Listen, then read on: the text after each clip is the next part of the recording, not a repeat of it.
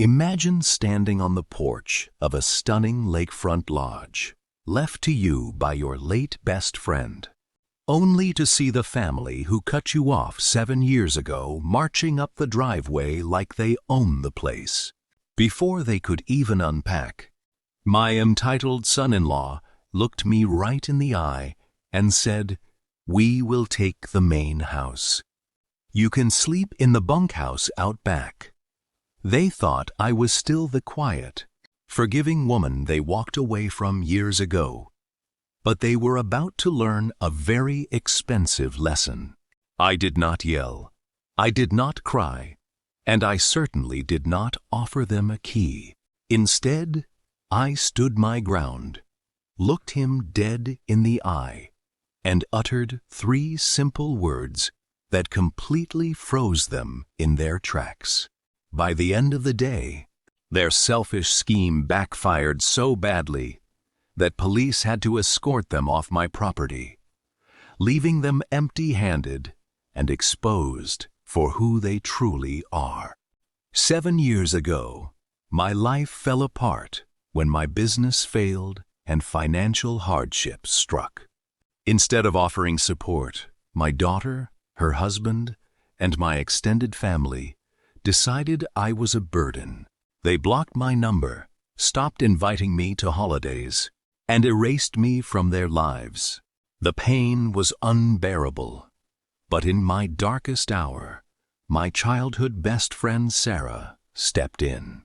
She provided emotional support, helped me rebuild my life, and became the family I never had. Sarah was a successful entrepreneur who owned a massive, breathtaking lakefront lodge tucked away in a quiet mountain town. For years, that lodge was our sanctuary, a place filled with laughter, warmth, and genuine love.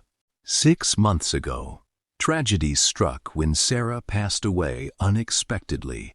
Losing her broke my heart into pieces. However, at her final estate reading, I received the shock of a lifetime. Oh, architecture and breathtaking waterfront view, and let out a smug laugh. He turned to me and casually announced that they were moving in immediately. He said they had already decided to take the main house for themselves and pointed toward a dusty, small bunkhouse in the backyard, saying I could live out back since I was used to living small anyway. My daughter stood behind him, nodding in agreement and holding luggage, clearly expecting me to hand over the master keys without a fight. They assumed I would be so desperate for their validation that I would hand over my late best friend's gift just to have a family again. They thought my silence meant weakness.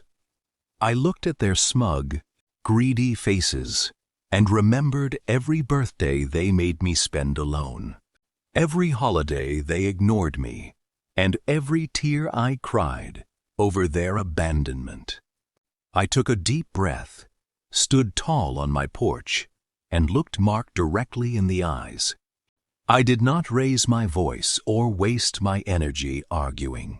I simply looked at them and said 3 words: "Call the police."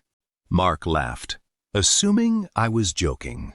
But I reached into my pocket, pulled out my phone, and dialed emergency services right in front of them. When the officers arrived 10 minutes later, I presented the legal title deed bearing my name and explained that these individuals were trespassing on private property and refusing to leave. The officers immediately instructed Mark and my family to pack their bags back into their cars. Mark turned pale, realizing that his grand plan had completely failed, and my daughter tried to squeeze out fake tears, begging me to let them stay. I stood firm and watched as the police escorted every single one of them off my property. They came expecting to steal my peace and take my home. But they left with nothing except the humiliating realization that they could never manipulate me again. Standing on the porch as their taillights vanished down the winding driveway, a profound sense of peace washed over me.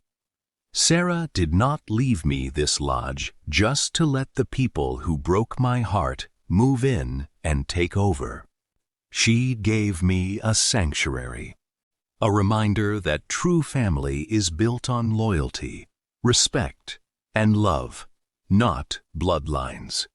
I walked back inside, locked the doors, and poured a warm cup of tea, knowing that I had finally reclaimed my life, my dignity, and my strength.